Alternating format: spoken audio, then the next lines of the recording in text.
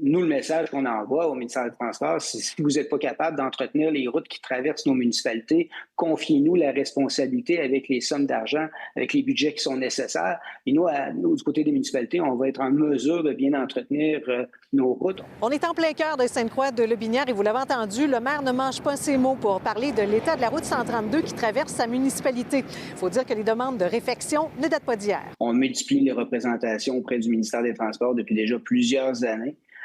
Présentement, la situation, elle est dangereuse. Depuis déjà plusieurs mois, on attend que des travaux soient réalisés. On nous promet que des travaux d'asphaltage seront faits d'ici la mi-juin. C'est une bonne nouvelle, mais vous nous permettrez de demeurer sceptiques tant que les travaux n'ont pas été complétés. On estime que ce sont de 3 à 4 000 véhicules qui circulent ici chaque jour, des véhicules qui doivent adapter leur vitesse pour éviter des réparations coûteuses. Pour vous donner une idée, une image en tête, présentement, ça a l'air d'un champ de mine.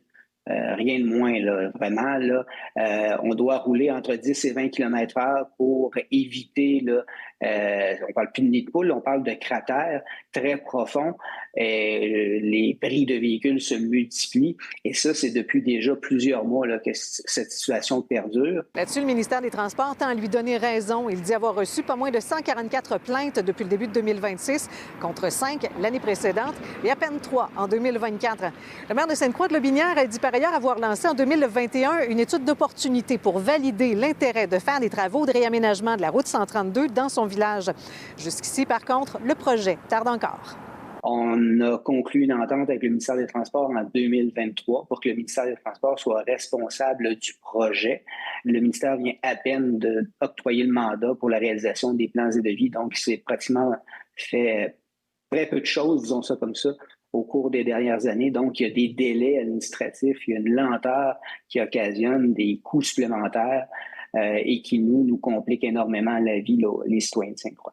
Selon M. Dion, on évaluait en 2021 que le projet de réaménagement pourrait coûter plus de 10 millions de dollars, une somme qu'il craint de voir augmenter avec le temps.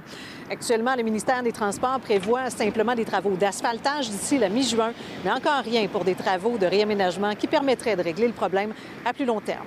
À Sainte-Croix-de-Lotbinière, Caroline Dumont pour Nouveau Info.